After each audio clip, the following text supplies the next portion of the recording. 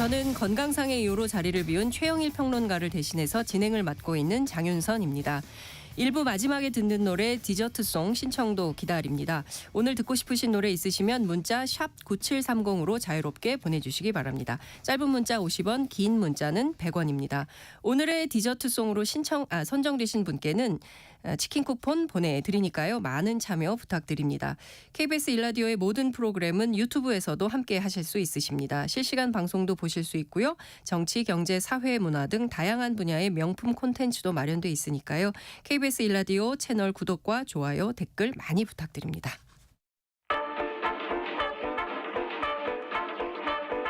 최영일의 시사본부 한입뉴스. 네, 한입뉴스 시작하겠습니다. 박정호 오마이뉴스 기자 그리고 고현준 시사평론가와 함께 시작합니다. 두 분 어서 오십시오. 안녕하십니까. 네, 자 어제 4월 16일이었습니다. 세월호 9주기가 되었는데요. 세월호 선체가 있는 목포 신항을 비롯해서 단원고등학교가 있는 안산 등 전국 각지에서 기억식, 추모식이 열렸습니다. 네, 특히 어제 오후 안산 화랑유원지에서 열린 이 기억식에 여야 대표들이 참석을 했습니다. 네. 그래서 한 목소리로 안전한 대한민국을 만들자라고 얘기를 했는데요. 네, 좀 여야 간에 약간 좀 메시지가 차이가 있는 부분이 안전한 대한민국 얘기했지만 민주당에서는 이태원 참사 좀 연관을 시켜서 지금 각자 도생의 시대가 열린 그런 상황 같다. 안전한 대한민국 만들자고 했는데 지금까지 돼 있는 시스템이나 안전 대책들이 미비하다. 이건 지적을 하면서 앞으로 정부의 더 대책이 잘 만들어지기를 기대한다 이런 얘기를 했어요. 그래서 이런 부분이 좀 차이점으로 볼 수가 있었고요. 그리고 이제 9주기가 돼서 9년이 흐른 상황인데 과연 우리 사회에서는 안전에 대해서 얼마나 더 바뀌고 더 생각을 많이 해왔을까 이런 생각도 들었는데 특히 이번에는 이제 교육부 수장이 그러니까 이주호 부총리교 교육부 장관이 이 세월호 기억식에 불참을 해가지고 왜 한 건 거예요? 얘기를 들어보면 오전에 있었던 네. 이 행사 세종에서 행사가 있었는데요. 그 국민의 안전의 날 행사가 있었고 세종에서 안산까지 이동하는 그 시간 이게 좀 맞추기가 좀 어렵다. 그러니까 오후에 안산까지 이동하기가 교통 상황상 쉽지가 않다라는 판단 때문에 역할을 분담했다는 겁니다. 네. 그래서 교육부 차관이 오후에 기억식에 참석을 했고 자신은 이 국민 안전의 날 행사에 참석을 했다 이렇게 강조를 하고 있습니다. 이게 보면 4.16 그러니까 세월호 참사 9주기 그 해당 날짜 되면 관련 뉴스들이 정치권 중심으로 나오는 경우들을 보는데요. 여야가 어떤 반응을 보였다 이런 것보다 이 사고 이후에 우리 사회 사회 안전망이랄까요? 그리고 또 국민의 생명과 안전을 지키는 어떤 시스템이라든지 이런 부분들에 대해서 어떻게 개선되어 가는가 이런 것들을 좀 짚어보는 필요가 있을 것 같은데 이런 부분들의 기사들은 상대적으로 좀 적게 보여서 좀 아쉬웠고요. 말씀해 주셨지만 교육부 장관도 참석이 없었고 차관 명의의 추모사도 하나 나온 게 없어요. 그리고 대통령도 역시 참석을 하지 않았고 이런 것들이 이제 상징하는 바들이 또 어떻게 전달이 될까 이런 것도 우려가 되는 부분이 있습니다. 그 계속해서 꾸준히 참사 이후에 얘기하는 게 진실 규명과 책임자 처벌 아니겠습니까? 네. 희생자 유가족들이 원하는 바도 그렇고 이건 이태원 참사도 그 이후에 같은 목소리들이 나오고 있습니다만 9년이 지났는데 세월호 같은 경우에는 당시에 처벌받은 공무원이 해경 1, 2, 3정 정장밖에 없어요. 그러니까 유죄가 확정된 사람은 이런 부분들이 9년이 지났지만 세월호 참사 9년 동안 우리 사회가 이 참사에 대해서 뭔가를 깨닫고 또 개선시켜 나가려고 했던 그런 의지들이 반영된 결과인가 다시 한번 물어볼 수밖에 없는 것이고 꾸준히 그 목소리는 나오고 있습니다. 진실규명과 책임자 처벌. 말씀해 주신 대로 우리가 안전사회로 가자라는 어떤 그 국민적인 결이라고 해야 될까요? 네. 이런 게 있었던 것 같습니다. 그리고 더 이상 우리 아이들이 이렇게 이런 사고로 숨지는 일은 없어야 한다라고 그렇게 강조를 했지만 그 사이에 수많은 청년 노동자들의 죽음 그리고 이어진 이태원 참사의 경우도 벗어나긴 굉장히 어려운 이슈인 것 같고요. 제도 개선도 굉장히 중요한데 그 부분은 얼마나 진전되었는지 그것도 좀 체크해 볼 필요가 있을 것 같습니다. 그리고 지난 2021년에 서울시 의회에 옮겨진 네. 세월호 기억 공간 기억하실 겁니다. 광화문광장에 있다가 그때 그때 광장 재조성 사업 때문에 옮겨졌는데 지금 이 기업 공간이 철거 위기에 놓였다 이런 소식도 들어와 있거든요. 서울시의회가 지난해 7월로 부지 사용 기간이 끝났다. 자진 철거해라 권고하고 또 지난해 말부터는 무단 점유 변상금도 부과하고 있어요. 근데 이 모습과 또 지금 서울광장에 세워져 있는 이태원 참사 합동 분향소 사정이 비슷해 보여가지고 여기도 이제 서울시가 변상금 통보하고 강제 철거 가능성을 예고하고 있거든요. 9년이 지났고 8년이 지났고 이 이후에 벌어진 이 안전 이 참사에 대해서 왜 우리 이 사회의 대응이나 또 이런 모습들은 왜 변하지 않은 건지 다시 한번 지적하지 않을 수가 없습니다. 책임과 기억 잊어서는 안 되는 중요한 포인트가 아닌가 싶습니다. 네. 아베 전 총리가 유세하다가 피살된 게 1년도 안 됐는데 9개월 됐죠. 9개월. 예. 근데 이제 이번에는 지금 현직이에요. 기시다 후미오 총리를 겨냥한 테러 공격이 또 발생을 했습니다. 네. 토요일이었던 것 같은데 지금 기시다 총리 신변은 괜찮다. 뭐 오히려 선거에 도움이 유리하게 된다. 뭐 작동한다. 이런 얘기까지 예. 나오고 있네요. 이게 그러니까 토요일 오전에 11시 30분경 일본 와카야마현에 있는 사이카자키 항구 근처에 있는 어시장이었어요. 그러니까 뭐 우리도 그 선거철 되면 정치인들이 시장 많이 다니면서 가죠. 유세들 하고 그러는데 지금 일본도 23일에 보궐선거가 있고 이 보궐선거 앞두고 그러니까 현직 총리가 지원 연설을 하기 위해서 현장을 들렀던 것인데 그러니까 현직 총리가 오니까 사람들이 많이 모였겠죠. 그 모인 곳에서 그러니까 기시다 총리가 서 있는 바로 뒤에 한 1m도 채 안 됐던 것 같아요. 뭐 영상 이미 공개돼서 많이 그렇습니다. 보셨을 텐데 그 은색 이게 얼핏 보면 텀블러 비슷하게 생겼던데요. 은색 그 금속성 물질이 투척되는 장면이 포착이 됐고 이게 떨어지자마자 폭발을 일으키지는 않았기 때문에 옆에 있던 경호원들이 치워내고 기시다 총리도 현장에서 자리를 피하는 장면이 영상을 통해서 공개가 됐고 이걸 던진 사람을 뭐 경호원이나 경찰이 붙잡은 것이 아니라 현장에 모여있던 이제 주민들 중에 네. 그 빨간 옷 입은 아저씨 뭐 영상이 지금 굉장히 화제가 되고 있던데요. 이분이 직접 현장에서 이제 잡았죠. 제압을 했습니다. 뭐 헤드락을 걸고 뭐 이런 모습들이 영상으로 다 나왔는데 그러니까 기무라 류지라는 24살 먹은 청년이 이런 일을 벌였다라는 겁니다. 왜 그랬는지는 경찰 조사에서 지금 묵비권을 행사하고 있어서 나오고 있지는 않습니다만 뭐 정치에 관심이 있었던 것으로 보인다. 뭐 그 전에 있었던 정치권 뭐 시의회 행사 이런데 참여를 했던 그런 기록들이 남아 있고요. 그냥 뭐 동네 사람들이 보기에는 얌전하고 인사 잘하는 청년이었었는데 이런 일이 벌어졌다는 겁니다. 중요한 거는 아베 전 총리는 당시에 전직 총리였잖아요. 그런데 이번에는 현 총리에게 이런 일이 벌어졌기 때문에 경호에 문제가 있는 것 아니냐라는 게 이제 일본 사회에서도 나오고 있는 것이고 말씀하신 것처럼 이제 23일 보궐선거를 앞두고 있는데 그 자민당이 유리한 국면이었다고 해요. 그런데 이런 일이 벌어지면서 오히려 이제 지지층들 중심으로 해서 오히려 더 강한 집결이 느껴지고 있다. 이런 분석들이 나오고 있습니다. 그렇군요. 경호 문제 얘기를 제일 많이 하는데 또 5월에 이제 G7 네. 회의가 있으니까 그 히로시마에서 있을 이 G7의 경호는 괜찮은 것이냐, 그 태세를 다시 점검한다, 뭐 이런 네. 방침들도 나오고 있고요. 그런데 이제 어쨌든 일본 사회에서 20대 청년이 지난번에도 그랬지 않습니까? 그렇죠. 그렇기 네. 때문에 이 20대 청년들의 분노가 상당히 크다. 뭐 이런 것도 좀 살펴봐야 될 대목인 것 같고요. 기시다 총리에 대한 테러 공격 소식은 2부에 있을 국제부에서도 자세히 다뤄보겠습니다. 네. 이재명 대표가 지금 돈봉투 의혹과 관련해서 일파만파 확산되고 있는데요. 국민들께 심려를 끼쳐서 죄송하다며 깊이 사과를 했습니다. 네, 이재명 대표가 오늘 최고위원 회의에서 자리에서 일어나서 고개를 숙이면서 네. 국민들께 사과를 했는데요. 이번 일도 국민 여러분께 심려를 끼쳐드린 점에 대해서 당대표로서 깊이 사과드린다라고 얘기를 했고 정확한 사실 규명, 빠른 사태 수습을 위해 노력하겠다라고 하면서 송영길 전 대표의 조기 귀국을 요청했다라고 설명을 했습니다. 송 전 대표가 지금 프랑스 파리에서 지금 체류하고 있는 상황이고 여러 가지 일정을 네. 소화하고 있는데 사실 송 전 대표는 빨리 귀국할 생각은 없다라고 언론에 여러 차례 얘기를 하고 있습니다. 네. 7월까지 일정 소화하고 귀국하겠다라고 얘기하고 있지만 지금 민주당 내에서 이재명 대표도 조기 귀국 얘기를 하고 있어서 송 전 대표가 어떤 입장을 좀 밝힐지 좀 봐야 될 것 같고요.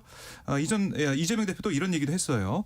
수사기관에 정치적 고려가 배제된 신속하고 공정한 수사를 요청한다. 있다라고 얘기를 했거든요. 그래서 그 이후에 최고위원 회의 결과에 대한 브리핑이 대변인단에서 있었는데 네. 기자들이 물어보니까 뭐 어떻게 할 거냐, 당에서 자체 진상조사 할 거냐 물어봤더니 당에서는 자체 진상조사 안 한다. 원래 한다고 하지 않았습니까? 한다고 했는데 네. 그게 실효성이 없다라고 판단했다는 거예요. 뭐 어제 밤 늦게까지 논의해본 결과 당내 진상조사 하더라도 이게 100% 진상이 드러날지도 의문이고 수사권이 없으니. 있어야 실효성 있는 조사할 수 있는데 그게 안 돼서 결국 밖에서 볼 때는 이 셀프 조사, 셀프 면제부가 될 수도 있다 이런 판단한 것으로 보입니다. 이게 또 하나의 캠프에서 벌어졌던 일이라면 이게 당 차원에서 이 수사를 하거나 뭐 조사를 하는 것 자체가 이제 불가능하다라는 평가들도 있었던 것이고 이게 결과적으로는 송영길 대표의 거취가 계속 뭐 이제 중심에 올라올 수밖에 없을 것 같아요. 그러니까 결자 해지라고 해야 될까요? 당시에 이제 중심에 있었던 인물들 계속해서 거론되고 무엇보다 이정근 당시 사무부총장의 이 녹취록에 등장했던 목소리들이 뭐 보도를 통해서 나오면서 이게 쉽게 말하면 이 민심이 바뀌고 있는 거거든요. 처음에는 민주당 차원에서도 뭐 기밀 문서 유출건, 그 도감청 의혹에 관련된 이제 국면 전환용이다. 뭐 검찰에서 캐비넷에 가두고 있던 것들 타이밍 맞춰서 끄집어낸 것 아니냐라는 이 역공의 메시지들이 더 강했다면 민심이 달라지고 있는 걸 느끼고 나서는 이 부분에 있어서 어떻게 해서든 조치를 취해야 된다라는 부분이 있었을 것 같고 이재명 대표의 오늘 사과도 그 일면에서 나왔던 것으로 보자면 그 이후에 또 어떤 대처를 하느냐에 따라서 민주당은 굉장히 좀 중요한 기로에 서 있다 이렇게 볼 수 있을 것 같습니다. 그렇습니다. 그러니까 두 가지가 착종돼 있는 것 같아요. 그러니까 하나는 어찌됐든 검찰이 얼마나 많은 양의 그렇죠. 예, 그러니까 뭐 3만 개의 파일을 갖고 있다고 파일이 3만 개다 이런 얘기가 녹음 나오는데 파일이 그렇다는 거죠. 그렇죠.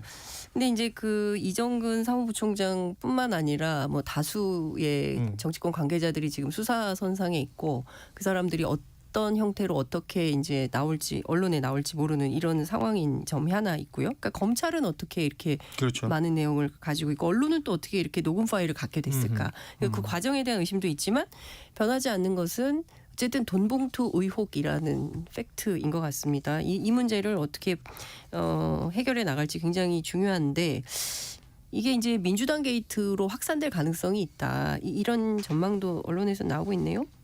네, 뭐 우선은 정치권에서 보면 국민의힘에서 계속 연일 네. 민주당을 향해서 비판을 쏟아내고 있는 상황이고 김기현 대표가 어떤 얘기까지 했냐면 이재명 대표가 송영길 전 대표에게 뭐 즉각 귀국 조치시키지 않으면 이재명 그 대표를 대선 후보로 선출했던 민주당 전당대 역시 돈봉투가 오갔다는 세간의 소문이 사실이라고 자인하는 결과가 나올 거다. 이게 얘기하면서 이재명 대표와 송영길 전 대표를 같이 함께 이제 공격하는 공세를 펼치는 그런 모습을 보이고 있는 상황이고 이러다 보니까 검찰의 수사에 대해서 관심을 쏟을 수밖에 없는 그런 또 상황인데 지금 보면은 검찰은 지난주에 압수수색 이후에 수사를 이어가고 있는데 이번에 돈을 마련한 네. 걸로 이제 검찰이 보고 있는 강내구 한국감사협회장과 강화평 전 대전 동구 구의원이 피해자 신분을 어제 소환 조사를 받았어요. 결국 그래서 어떻게 돈이 마련되고 이게 어떻게 준비가 되고 돈 봉투에 어떻게 넣었냐 이런 것들을 하나하나 묻고 있을 거거든요. 그럼 이런 조사가 진행되고 있고 압수수색 물품 증거 분석이 끝난 다음에 이제 이어지는 것이 바로 이제 피의자 소환. 그렇죠. 돈을 받은 걸로 검찰이 의심하고 있는 그런 의원들이 줄줄이 소환이 될 텐데 과연 그렇게 되면 민주당은 거기에 대해 또 어떻게 반응하고 대응을 할 것이냐 굉장히 참 곤혹스럽고 어떻게 보면 제일 큰 뭐 위기에 봉착해 있다 총선 앞두고 이렇게 볼 수 있기 때문에 민주당에서는 뭐 사과도 하면서 검찰의 진상 규명, 철저한 수사도 촉구하는. 그러니까 이걸 통해서 한 점 부끄럼 없이 남김없이 다 털고 가야 된다는 생각을 하는 것 같아요. 그래서 검찰 수사를 지켜본다고 했지만 검찰 수사에 강하게 대응하지는 못할 거다라는 얘기도 민주당 내부에서 나오고 있는 것이고 특히 이게 2008년 거슬러 올라가면 그때 박희태 네. 전 국회의장이 대표가 될 때 그때 전당대회에서 돈봉투 살포가 있었다라는 증언 이 폭로가 3년 4년 후에 나왔죠. 고승덕 네. 당시 의원이 그 칼럼 쓰고 방송에 얘기해가지고 그게 논란이 돼가지고 박희태 뭐 의장을 포함해가지고 몇몇 인사들이 조사받고 집행유예형도 받았습니다. 그렇죠. 그때도 민주당이 엄청 비판했었거든요. 그때의 민주당의 모습과 지금 민주당의 모습이 다르다라는 얘기가 안 들으려면 민주당도 이번에는 이거 좀 뿌리 꼭 봐야 된다 이런 얘기 나오고 있습니다. 결과적으로 이제 도덕성 문제잖아요. 이게 뭐 일각에서는 그 돈 금액의 단위나 이런 것들도 얘기하고는 있습니다만 그 일반 그 대중들에게 비춰지는 메시지라는 것이 당내 행사, 당내 선거에서 라고 뭐 함의할 수도 있겠지만 여기서 막 돈이 뿌려지고 그 돈으로 인하여 대가성으로 표를 찍어주고 이런 것들이 이루어지고 있었다라는 것이 만약에 사실관계로 드러난다면 이거는 그 도덕성에 치명적인 것이기 때문에 민주당에서도 엄중하게 볼 수밖에 없는 것이고 이재명 대표의 사과와 이 진정성 있는 사과와 그 이후의 어떤 조치 이것까지 함께 연결이 돼야 민주당은 또 이 난국을 돌파할 수가 있겠죠. 제가 오늘 아침에 몇몇 민주당 국회의원들, 다선 의원들 통화를 해봤더니 민주당이 어떻게 이런 일이, 민주당에서 어떻게 이런 일이 이런 얘기들을 많이 하고 있습니다. 어쨌든 본인들이 좀 참아내기 어려운 수준의 돈봉투 의혹 사건이라면 내부에서도 세게 논의가 진행될 가능성이 있다. 이런 말씀을 좀 드리면서요. 김태효 1차장 얘기를 좀 해보겠습니다. 이 도청 문제 네. 계속 여진이 커지고 있는데요. 이번 한미 정상회담 의제에 포함될 가능성은 크지 않다. 이런 보도가 나오고 있습니다. 네, 그러니까 김태호 1차장이 주말에 귀국을 네. 했어요. 네. 그러니까 3박 5일간의 미국 일정을 마치고 귀국하니까 기자들이 뭐 기다리고 있다가 여러 가지 질문했습니다. 여기에 대해 기자들이 물어봤어요. 그러니까 이번 우리 국가안보실 도감청 논란이 이번 한미 정상회담 의제에 포함될지 물어봤더니 아직 그럴 계획은 없다라고 설명을 했습니다. 아직이요? 그렇습니다. 근데 뭐 다음 주니까 바로 네. 정상회담이 들어갈 가능성이 크지 않다 이렇게 볼 수가 있는데요. 어떤 말을 덧붙였냐면 양국이 이것을 함께 전화위복의 계기로 삼고 신뢰관계를 갖고 더 내실 있고 성과 있는 정상회담을 만드는 데 대해서 지금 의기투합이 돼 있는 상태다라고 또 덧붙였고 또 하나 얘기한 부분이 아니 미국이 도감청 의혹에 대해 직접 설명한 부분은 없냐 이런 기자의 질문에 김태호 차장은 추가적 상황이 나올 때마다 긴밀하게 소통하기로 미국 측이 확답을 줬다. 다만 제가 한국으로 이동하는 시간 동안 새로운 사실이 나온 게 없다라고 하면서 미국 측이 저를 만날 때마다 유감 표명을 하고 긴밀한 공조를 약속했다. 어떤 경우에도 양국 신뢰를 굳건히 하는 계기로 삼자는 인식이 확고하게 일치했다. 그러니까 문제 없다. 동맹에 정보 공유 문제 없다. 이렇게 얘기를 하고 있습니다. 고평론가께서는 이런 김태호 차장의 입장을 어떻게 이해하십니까? 일단은 지금 한미 간의 이제 정상회담 혹은 국빈 만찬 앞두고 모든 게 이제 김태효 차장을 통해서 이야기가 진행이 되고 있는 것으로 보입니다. 네. 공항에서 나갈 때 들어올 때 기자들 계속해서 만날 수밖에 없는 구조인데 기본적으로 출국하기 전에 했던 메시지와는 또 이게 태도가 달라지는 부분들이 있거든요. 그러니까 위조작 관련해서 계속해서 그런 일 없다. 위조작 관련해서는 이제 예를 들어서 한미 국방장관의 통화에서 그 생각을 같이 하고 있다. 그렇기 때문에 신뢰관계가 더 돈독해질 것이다라는 취지의 발언들을 했단 말이에요. 네. 도감청이 이루어진 부분이 사실관계라면 이게 신뢰관계가 이루어진다는 것도 말이 되게 앞뒤가 안 맞는 거거든요. 내 방안을 들여다보고 있는 친구와 신뢰관계가 더 돈독해진다. 이런 것이 미국에서는 어떤 메시지가 나오는지 얘기가 없어요. 네. 우리 정부 차원에서 우리 대통령실 차원에서 안보 1차장 김태호 차장의 메시지만 계속 나오고 있는데 네. 이 내용 중에 그럼 우리는 미국한테 무엇을 요구할 것이며 미국은 우리를 위해서 무엇을 해줄 것인가 이번 건으로 인하여든 그렇지 않든 그리고 이걸 어떻게 해서든 활용해서 소위 말하는 이제 협상력을 키워야 되는 부분들이 있을 텐데 이 부분에 대한 이야기도 없습니다. 그래서 굉장히 좀 부족하다라는 생각이 들고요. 막상 26일 날 가서 국빈 만찬하면서 어떤 얘기가 나올지는 모르겠으나 이게 의제에서 빠진다라고 치면 대한민국 이 외교 안보 라인은 굉장히 무능한 것 아닌가라는 평가를 받을 수도 있겠다라는 생각이 듭니다. 네, 지금 뭐 문건 유출자가 잡힌 거 아니겠습니까? 그리고 뭐 여러 가지로 수사가 확대되고 있고 미국에서는 청문회도 한다는 거 아닙니까? 국회 그렇죠. 차원에서. 그런데 이제 우리는 전화위복의 계기로 삼아야 되고 한미 양국 간의 의기투합을 해야 되고 이 주어가 좀 빠진 것 같다. 그렇습니다. 무엇을 네. 목적어도 빠지고요. 그러니까 조금 이게 문제가 심각한 상황인 것 같다라는 생각이 좀 드는데요. 또 하나 또 짚어봐야 되는 문제가 대통령실이 한미 정보 공유 대상에 일본을 포함시키는 방안을 검토하겠다. 이런 입장을 밝혔습니까? 그러니까 김태호 1차장이 귀국하면서 네. 한미일 정보 공유 체계를 확대 강화하거나 새로운 체계를 만드는 방안이 이 다음 주에 한미 정상회담에서 논의될 수 있다 이렇게 시사를 했어요. 네. 그래서 고위 관계자 대통령실의 고위 관계자도 여기에 대해 물어봤더니 아직 계획된 게 없다 이렇게 얘기하면서도 한미 정상회담의 결과로 액션이 나올 수 있다 이렇게 또 사실상 확인하는 그런 모습이란 말이죠. 네. 그래서 한미 정상회담 결과로 성과로 뭐 우리가 여러 가지 얘기하고 있는 뭐 반도체 지원법 관련된 얘기나 IRA 인플레이션 감축법 얘기 이런 경제적인 문제도 우리가 사실은 관심을 주고 있는데 그게 제일 중요한 관심이죠. 네. 예. 그런데 외교 안보적으로 이 성과를 내기 위해서 준비를 하고 있는 게 아니냐. 뭐 경제적인 것도 어떤 성과가 나올지는 지켜봐야겠지만은 우선 대통령실에서는 외교 안보적인 특히 한미일 공조 체계 강화하는데 네. 끈끈한 연대를 하는데 뭐 동맹까지는 갈지 안 갈지 모르겠지만 네. 그 우선은 정보 공유 대상에 일본을 포함시켜서 가는 걸 성과로 예상하고 예고하고 있는 게 아니냐 네. 이런 얘기가 나오고 지금 저 부분인 것 같아요. 한미일 공조가 성과다라고 얘기한다면 이 한미일 공조를 진정으로 원하는 나라는 미국입니다. 이게 한미일 공조가 이루어져서 그게 성과가 된다면 이건 미국의 이익이에요. 그러니까 우리의 국익 차원에서 무엇을 어떻게 설명할 것인가가 빠져 있습니다. 그래서 이 부분을 꼭 좀 짚고 싶어요. 알겠습니다.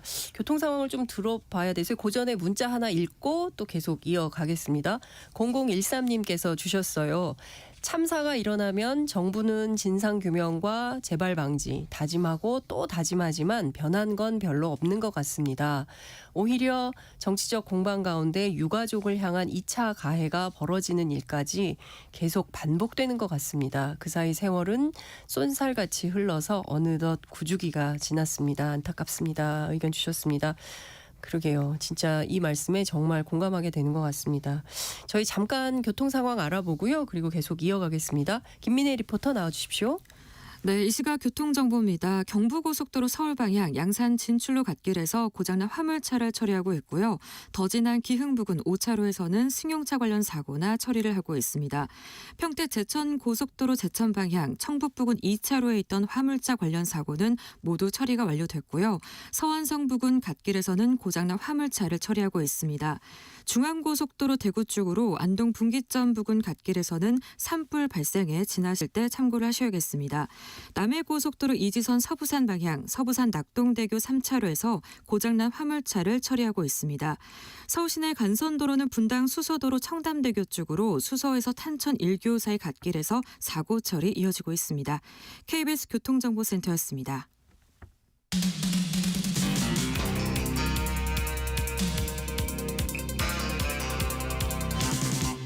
최영일의 시사본부. 네, 박정호 기자, 고현준 평론가와 한입뉴스 계속 이어가겠습니다.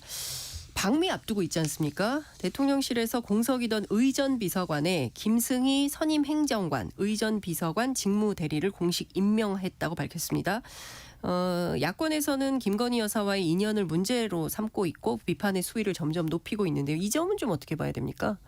우선 이게 김일범 전 의전비서관 네. 사퇴에서 공석인 그 자리에 김승희 이 선임 행정관이 승진 인사가 된 거죠. 근데 이 김건희 여사와의 인연이 이제 부각이 되고 있는 것인데 네. 이 고려대 언론대학원 최고위 과정 김건희 여사의 동기였고 그리고 2021년 윤석열 이제 대통령이 정치를 시작할 때부터 함께 뭐 측근으로 있었다라고 좀 알려지고 있는 것이고요. 그러니까 대통령실 입성부터 김건희 여사의 추천이었던 게 아니냐 얘기도 나오고 있는 상황입니다. 지금 뭐 이 부속실이 없잖아요, 대통령실에. 그렇죠. 그런 가운데 김건희 여사의 일정을 뭐 주도적으로 보좌하고 있다는 얘기도 나오고 있어요. 결국에는 김건희 여사 라인으로 이런 의전비서관을 포함해서 다른 것들이 뭐 채워지고 있는 게 아니냐 이런 의혹이 나오고 있고 거기에 대해서도 이제 민주당에서는 김건희 여사의 입김, 그러니까 국정에서의 김건희 여사의 역할이 점점 확대가 되고 커지는 게 아니냐.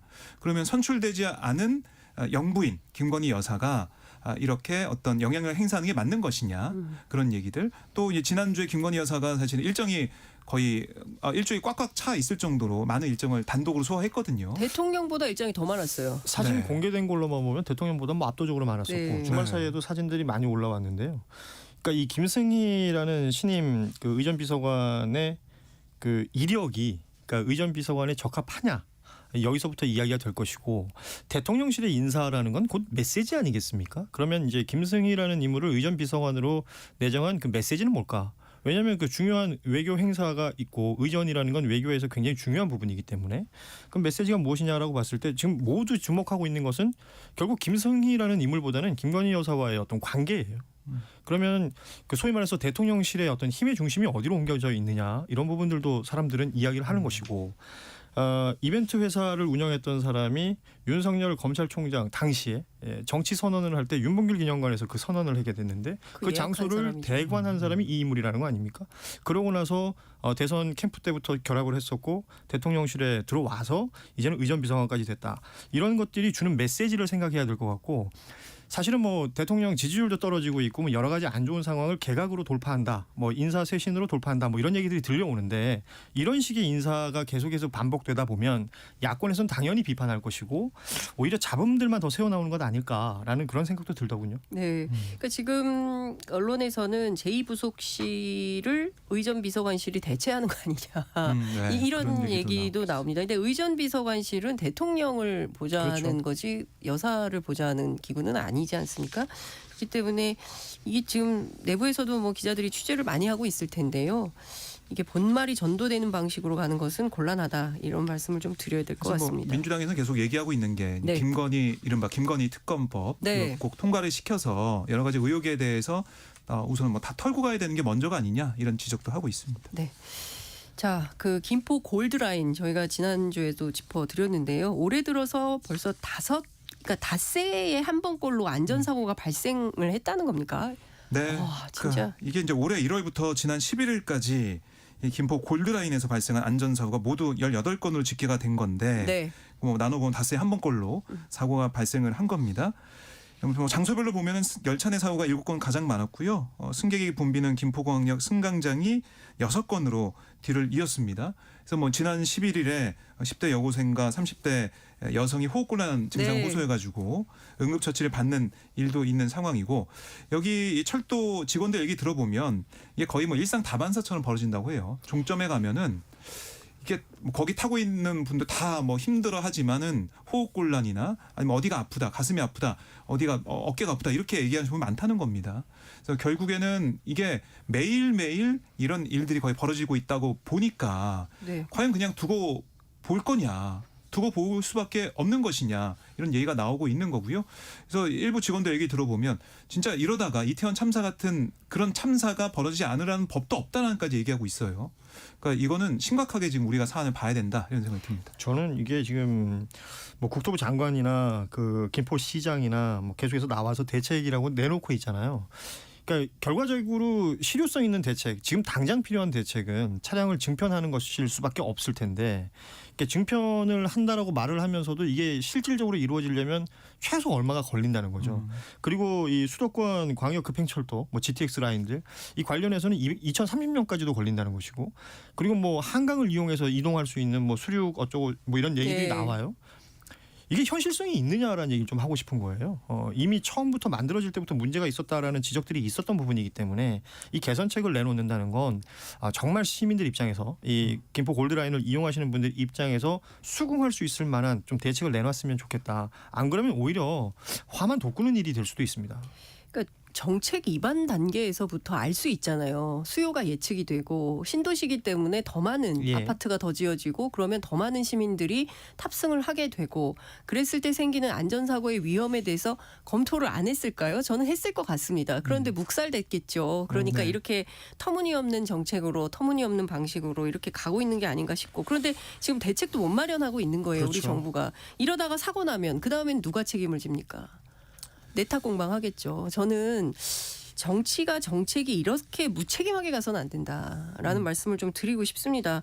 우리가요 그 가난하고 헐벗고 굶주리던 시절이 아닙니다. OECD 그럼요. 11대 네. 경제대국 굉장히 부자 나라예요. 이런 거 하나 빠르게 해결을 못한다? 저는 그건 아니라고 생각을 합니다. 정광훈 목사 얘기 좀 해보겠습니다. 오늘 기자회견 했죠. 네. 무슨 내용이었습니까? 사실은 예고 기사나 여러 가지 이 뭐 정치권에서 나왔던 얘기는 정광훈 목사가 국민의힘과 결별한다. 네. 그래서 결별선. 네, 결별 선언. 근데 뭐 국민의힘에서는 아니 뭐 우리가 정광훈 목사 무슨 관계가 있다고 결별 선언 왜 하지라는 반응까지 나왔어요. 그런데 오늘 예정됐던 결별 선언이 기자회견 내용이 아니었습니다.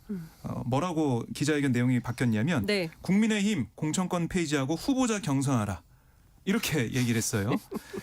그 기자들에게 뭐라고 또 정광훈 목사 오늘 회견장에서 했냐면 아니 국민의힘은 대안이 없는 존재다라고 얘기하면서 국민의힘 측으로부터 우리를 버리지 말라 이런 종용도 받았다라고 또 주장을 했습니다. 그러면서 이제 국민의힘 이대로는 안 되고 그걸 변화시키고 바꿀 수 있는 게 바로 전국민 국민의힘 당원 가입 운동이다. 이걸 통해서 국민의힘의 이 공천권 행사 이런 걸 통해서 어떻게 보면 경직돼 있는 이런 걸 이제 민주적으로 당원들이 정말 힘을 행사해서 총선 후보도 뽑고 총선에서 승리하자 이렇게 강조를 한 겁니다. 이거는 네. 그러니까 정광훈 목사 지금 메시지가 또렷하잖아요. 계속해서 국민의 힘을 거론하고 있습니다. 국민의 힘의 어떤 형태로든 영향력을 행사하겠다라는 네. 것을 계속해서 얘기하고 있는데 국민의 힘에서 나오고 있는 반응들을 주목해야 될 것 같아요.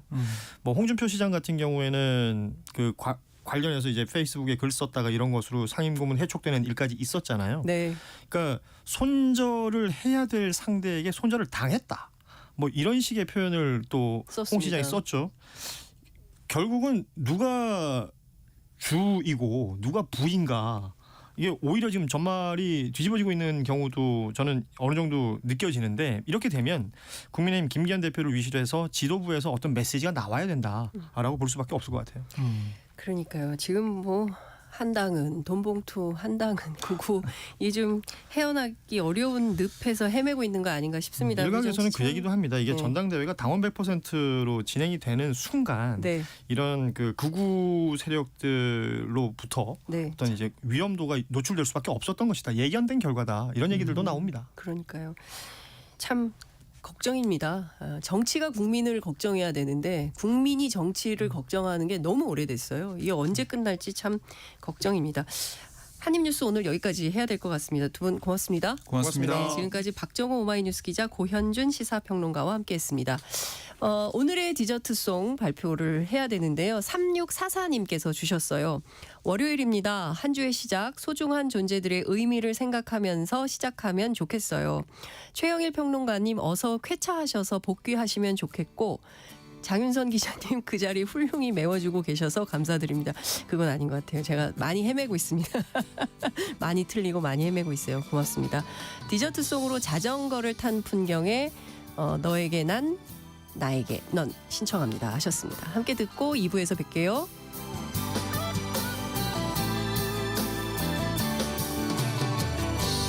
너에게 난 해질녘 노을처럼 한편의 아름다운 추억이 되고 소중했던 우리 푸르던 나를 기억하며 후회 없이 그림처럼 남아주기를 나에게 넌 내 외롭던 지난 시간을 환하게 비춰주던 햇살이 되고 조그만 너 너의 하얀 손 위에 빛나는 보석처럼 영원의 약속이 되어 너에게 난 해질녘 노을처럼 한편의 아름다운 추억이 되고 소중했던 우리 부르던 나를 기억하며 후회 없이 그림처럼 남아주기를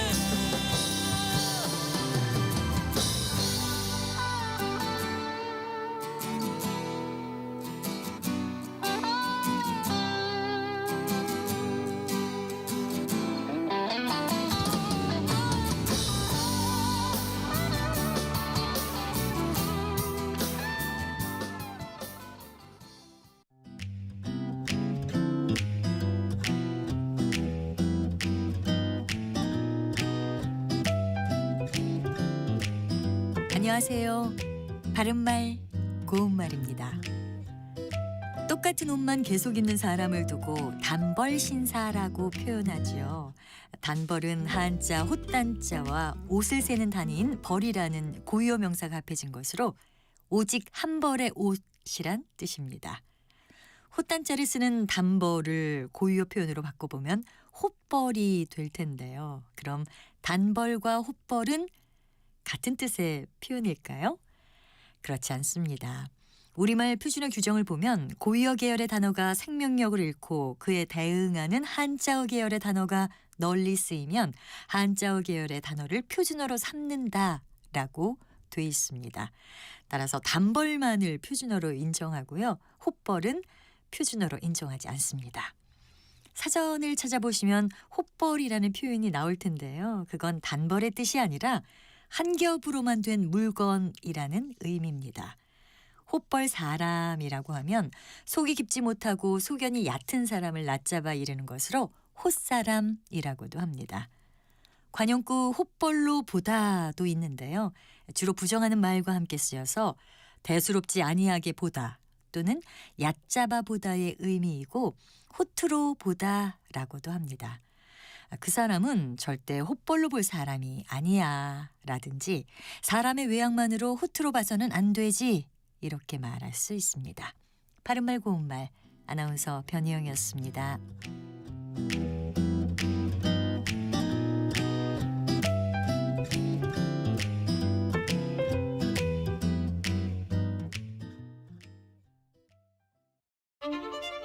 토론은 치열해도 판단은 냉정하게. 복잡한 세상을 바꾸는 첫걸음은 의외로 단순할지도 모릅니다. 평일 저녁 7시 20분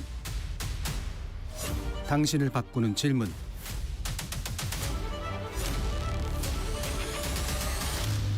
KBS 열린 토론.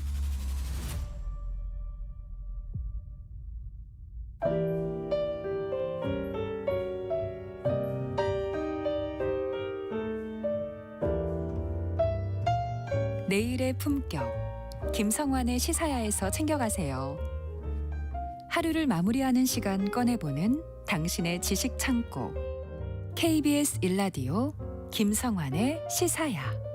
평일 밤 10시 5분 여러분을 찾아갑니다.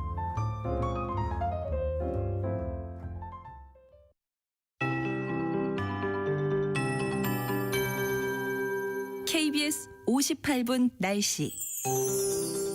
하늘은 대체로 맑은데 공기는 아직 탁합니다. 어제 영향을 줬던 황사 때문에 미세먼지 농도가 평소보다 2배 이상 높아 나쁨을 보이는 곳이 많습니다. 차츰 먼지 농도가 낮아져 보통 수준을 회복해 가겠지만 경기도와 제주도는 종일 나쁨인 곳이 있을 전망이어서 주의하셔야겠습니다. 밤부터는 북쪽을 지나는 비구름의 영향을 받겠습니다. 전국이 차차 흐려지겠고요. 밤에 경기 북부와 강원 북부부터 비가 내리기 시작해 내일 새벽에서 오전 사이에는 전국으로 확대되겠습니다. 비와 함께 바람도 무척 강하게 불 전망이어서 내일은 강한 비바람에 대비해 튼튼한 우산을 챙기셔야겠습니다. 내일까지 예상 강수량은 충남과 전북이 10에서 50mm, 그 밖의 지역은 5에서 30mm가량이 되겠고요. 돌풍이 불고 천둥 번개가 치는 곳이 있겠고 시간당 20mm 안팎의 강한 비가 쏟아지는 지역도 있을 전망입니다. 또 내일 새벽부터 충남 서해안과 전라도 서해안, 제주도에는 순간풍속 시속 70km 이상의 매우 강한 바람이 불 때가 있겠습니다. 한편 오늘 낮 기온은 서울 18도, 부산 19도, 대전, 대구 21도 등으로 어제보다 2도에서 4도 정도 오르면서 평년 기온을 회복하겠습니다. 현재 서울의 기온은 16.2도입니다. 송소진입니다.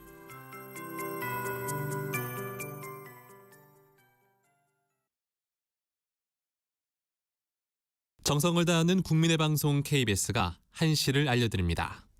AM 711kHz, FM 97.3MHz, KBS 일라디오입니다. HLKA.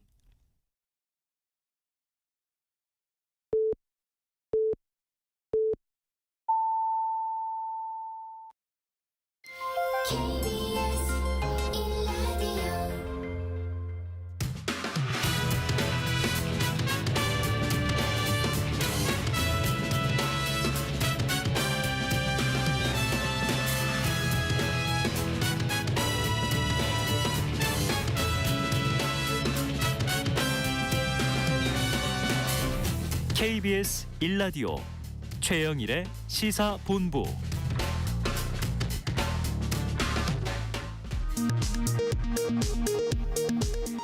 이 시각 라디오 정보센터 뉴스입니다. 한미일 세 나라가 오늘 동해상에서 미사일 방호 훈련을 실시했습니다. 더불어민주당은 한미 공유 정부의 일본 공유 방안에 대해 우리 주권과 영토를 부정하는 국가와 정보 군사 동맹을 맺는다는 건 어불성설이라고 비판했습니다. 2021년 민주당 전당대회와 관련해 불거진 돈봉투 의혹에 대해 더불어민주당 이재명 대표가 공식 사과하면서 수사기관의 신속하고 공정한 수사를 요청했습니다. 국민의힘은 앞으로는 민주주의를 강조하면서 뒤로는 돈봉투를 뿌린 모습에 배신감이 이루 말할 수 없다고 비판했습니다. 국민의힘과 정부가 이달 중 학령 인구 감축에 따른 중장기 교원 감축 계획을 발표하기로 했습니다.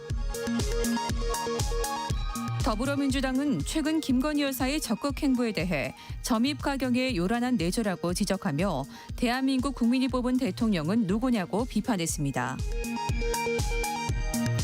일본이 G7 주요 7개국 환경장관 회의에서 후쿠시마 원전 오염수 방류 관련 환경 성명을 내려다 참가국 반대로 실패했습니다.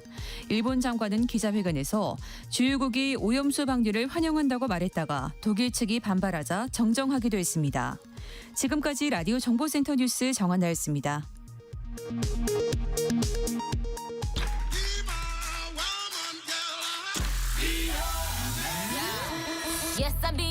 인터넷에서 화제가 된 뉴스를 살펴보는 스트릿 뉴스 파이터 시간입니다. 오늘은 조현정 시사평론가와 함께하겠습니다. 어서 오십시오. 네, 안녕하세요. 네, 이런 일이 종종 있을 것 같긴 합니다. 네. 횡단보도를 건너려는데 정차하지 않고 훅 지나가는 차량이 있어요. 근데 그런 차량을 향해서 우산으로 창문을 쳤다. 네. 이러면 어떻게 되는 겁니까? 법원에서 보행자한테 벌금형을 내렸다면서요. 네. 이런 경험 많죠. 있으실 것 같아요. 네. 뭐, 그 정지선 훌쩍 넘어서 횡단보도까지 네, 절반이나 네, 네. 뭐 전부 침범을 네. 해버리거나 그냥 훅 지나가는 경우. 근데 그렇게 보내기엔 너무 화가 나기도 하잖아요. 네. 근데 지난해 7월에 대구 동구의 한 횡단보도를 건너던 70대 A씨는 그 화를 행동으로 옮겼습니다. 네. 그 운전자가 B씨라고 말씀을 드릴게요. 이 운전자 B씨가 횡단보도에서 정차하지 않고 그냥 슉 지나가자 욕설을 합니다. A씨가 네. 보행자가 우선이냐 차가 우선이냐 차 두드려서 부사뿐다 하고 외친 거죠. 네. 그러면서 손에 장우산을 들고 있었는데 그 장우산으로 B씨 승용차의 운전석 뒤쪽 창문을 한번 내려칩니다. 네. 근데 차량이 뭐 망가지고는 아니고요. 네. 그래도 뭐 위협적인 뭐 액션이 될 수는 있겠죠. 이 사건으로 A 씨는 벌금 30만 원의 약식 명령을 받았는데요. B 씨가 A 씨를 상대로 소를 제기한 모양이네요.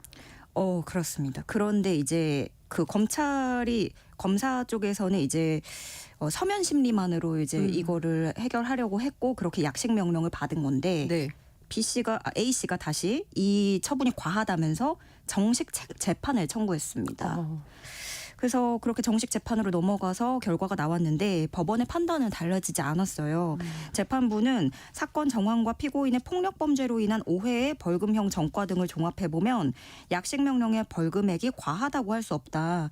약식 명령 고지 후 양형에 참작할 만한 사정 변경도 없다. 라고 판시했습니다. 네. 그러니까 A씨는 그대로 벌금형을 받게 된 건데요. 네. 대다수의 여론은 좀 재판부의 생각과는 달라 보입니다. 네.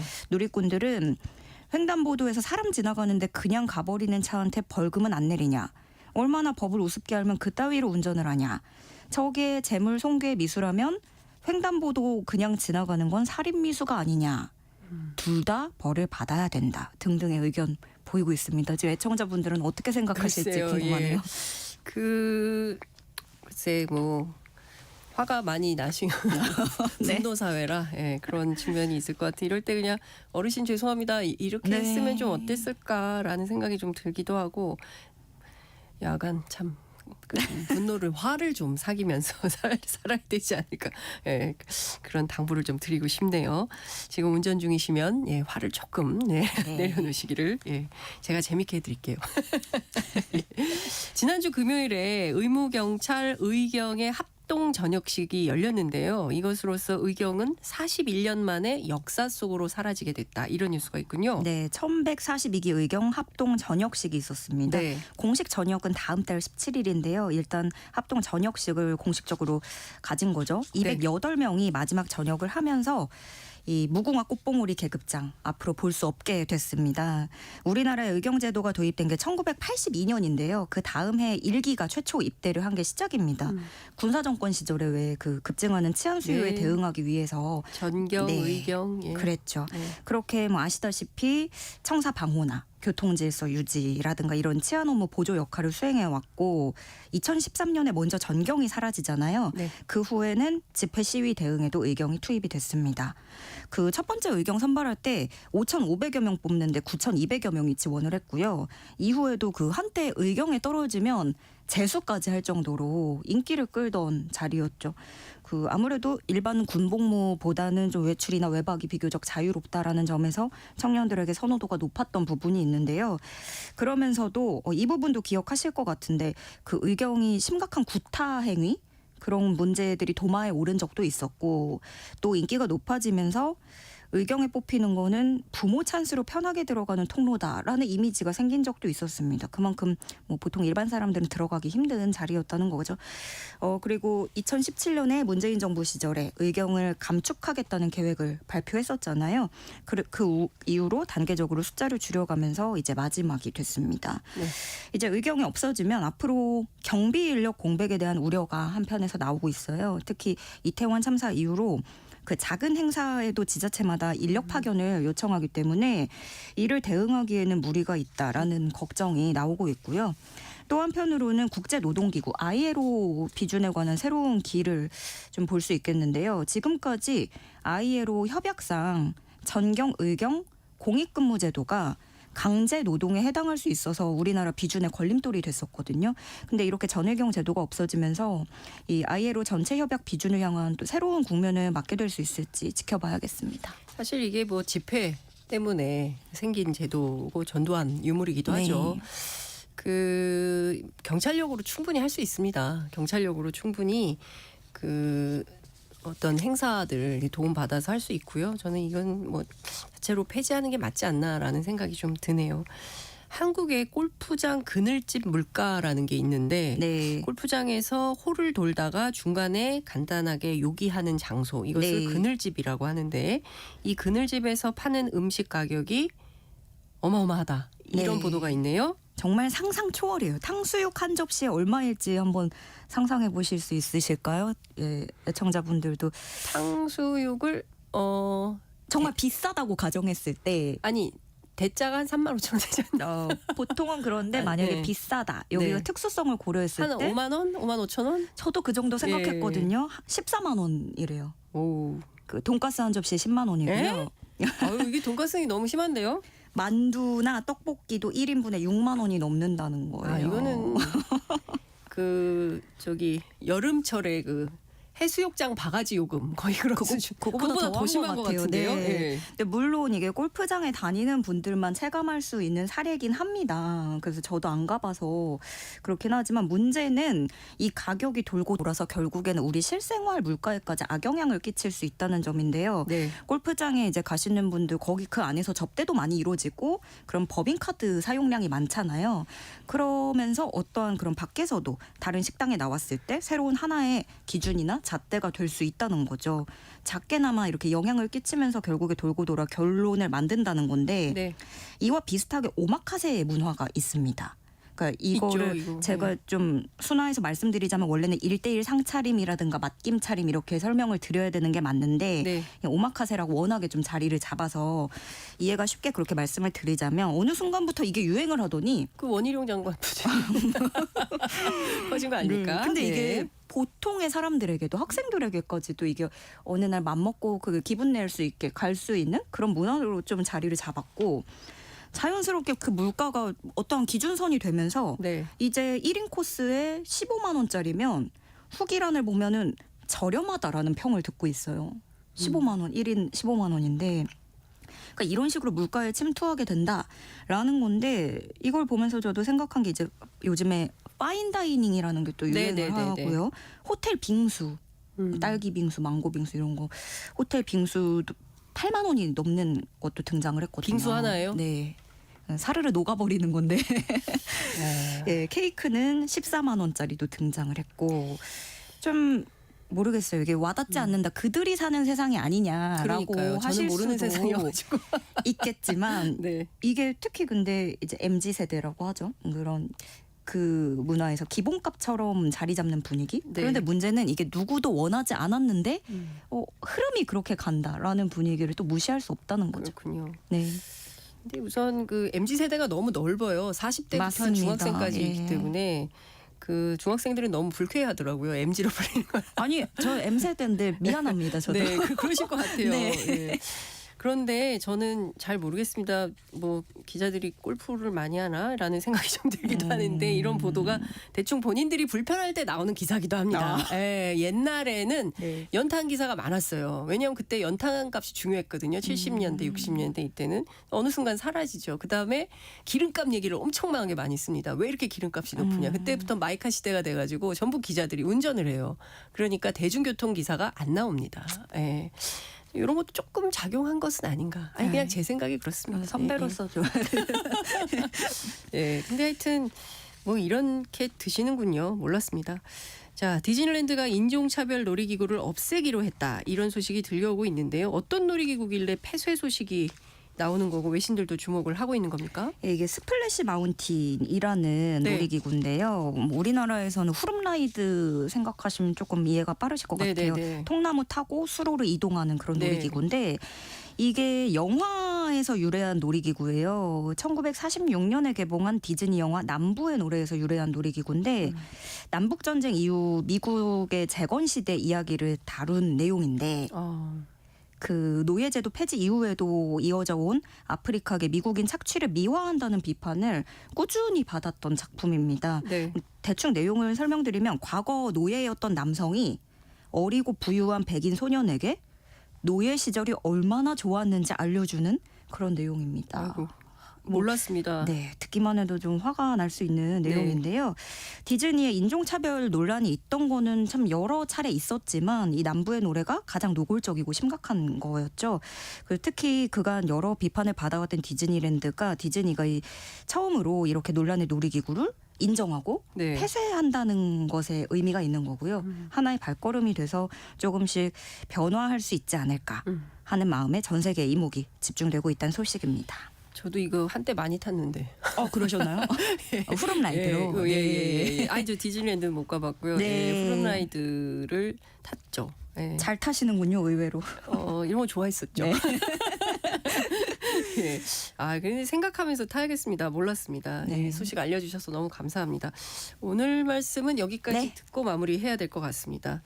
잘 들었습니다. 감사합니다. 네, 고맙습니다. 네, 지금까지 조현정 시사평론가와 함께했습니다. 최영일의 시사본부는 여러분과 함께합니다. 짧은 문자 50원, 긴 문자 100원이 드는 샵 9730. 라디오 어플 콩과 유튜브는 무료로 참여하실 수 있습니다.